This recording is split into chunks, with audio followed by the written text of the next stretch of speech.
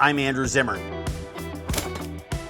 And today, we're gonna make a delicious steakhouse chopped salad, 11 different elements, green goddess dressing, and while you made it, you had a chance to learn how to chop, dice, and mince. Stick around, you're gonna love this one.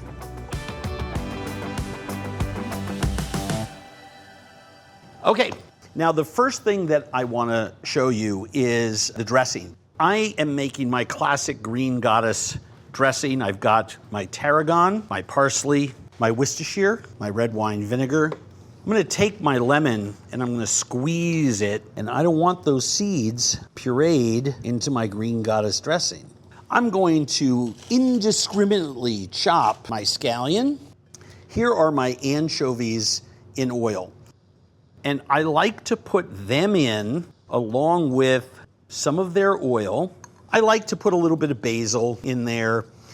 And once you have all of those components in there, just give it a little pulse. Then you can let it run for a couple seconds, and then scrape down the sides of the bowl.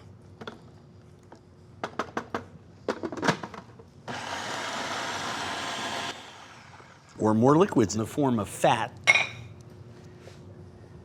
A little bit of sour cream and a slightly larger amount mayonnaise. I do like black pepper in there, and I do want a little bit of salt.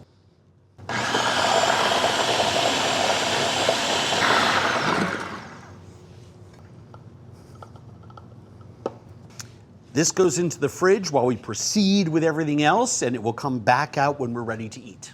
Next lesson in coarsely chopping. I'm gonna go a little smaller here so that all of these vegetables have a chance, along with the lemon juice, to put their flavor into that water. I'm aiming for everything here to be about 1/3 or 1/4 of an inch. I have an onion. Now, traditionally, I will cut it into quarters, lay it on its side, and make 4 strokes through it. Now, I want everything to be about 1/3 to 1/2 of an inch wide. And the reason is I want it to cook and put its flavor into this water. Once that comes to a simmer, I'm gonna let it cook for about 5 minutes. It's going to make a fantastic course bouillon, so that when I cook my shrimp, all of the flavor from those vegetables is gonna go in here. Now, I want a nice sharp knife, and I'm just gonna lay this flat, slice them in half, and then cook them. We'll get kind of a corkscrew shape. So there are all my shrimp. All right, so I'm going to slice my tomatoes in half. I'm just placing them on the counter, gripping them around the waist, putting my knife in the middle and drawing it through. That's probably enough cherry tomatoes. This is a long, thin chef's knife, right? And it's that hybridized Japanese French style. But look at how long and thin that blade is. It could almost be a short slicing knife. I'm gonna do quarters. I just push it through.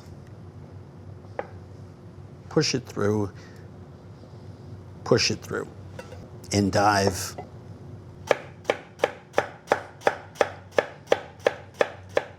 And I'm just chopping down on that with my knife, and it is the first layer in my salad.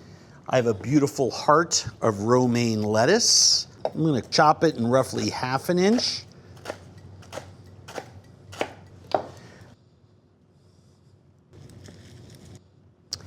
That's ready for my shrimp, and I want to slide this in, sort of pay attention to it. Raise the temperature on that for a second. Turn it off. Now, why do I turn it off? A 1/2 of a 16-20 count shrimp is very thin. It needs about 4 or 5 minutes in there to just steep like a tea bag. They're just gonna rest there in the hot water. The slower that you cook your shrimp, the more tender your shrimp are gonna be. So, I just wanna make sure I get all the shrimp out there.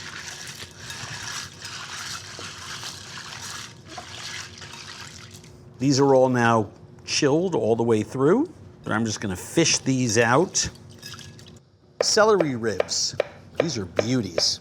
And I'm just chopping this at a 45-degree angle.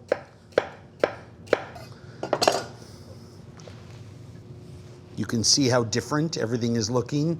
So let's blanch some green beans.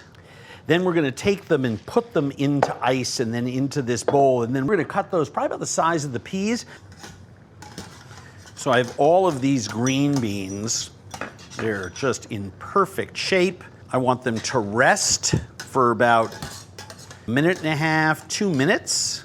And then I'm going to circulate them into that ice water to drop them in temperature immediately. Red onion. I am going to make sure that I leave the stem end attached. So all I want to do is go into the onion and pull it out. And when I pull it out, I'm cutting almost all the way to the root end of that onion. Just slice through and draw it back. Slice through at the top and draw it back. Slice through again and draw it back. One more, slice through at the top, draw it back. And you can see here how I've made cuts that are all a 1/4 inch apart. And now I'm going to make cuts that are a 1/4 inch apart. We are doing what is called a more casual 1/4 inch dice, right?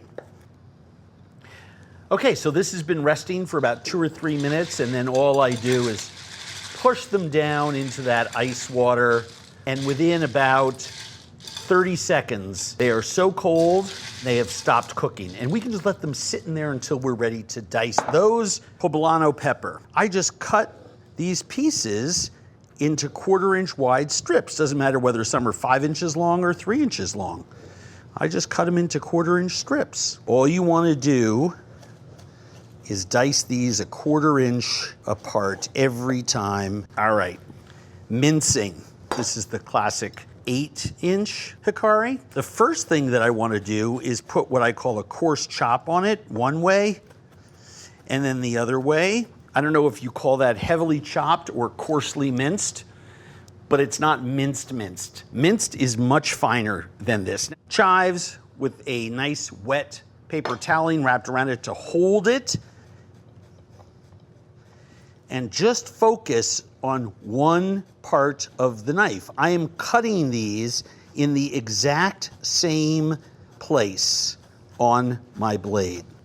And it's nice to have these fresh herbs. Okay, first beautiful green beans of the year. Look at how stunning the tips of these are. And the reason that I'm lining all those tips up is I want to put all of these pieces down first. And then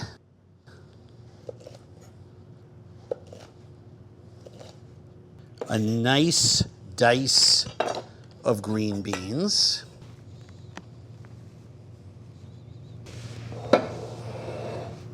Some red onion next to that.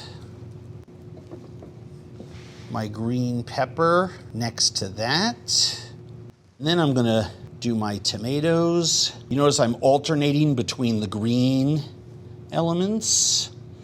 I think that's a very important consideration. Little pile of celery, peas, equal amount on either end. This is the easiest part because I just put these above where the celery is. And then just put these in a couple piles. I'm just making piles and layers on piles. You can put some parsley on top of the shrimp.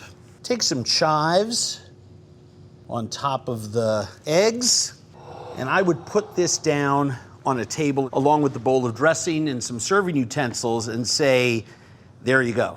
That's a beautiful chopped salad. And the dressing, it's much thicker now coming out than when it went in.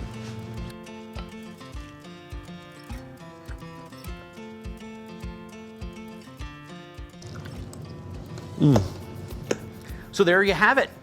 You've learned how to chop, dice, and mince, what the differences are, how to use a whole variety of different shaped knives to do so, and why. And at the end of the day, you've got this beautiful, delicious warm weather salad to boot. Well, it's really good any time of year. I mean, who's kidding who? It's a salad. You're gonna love it.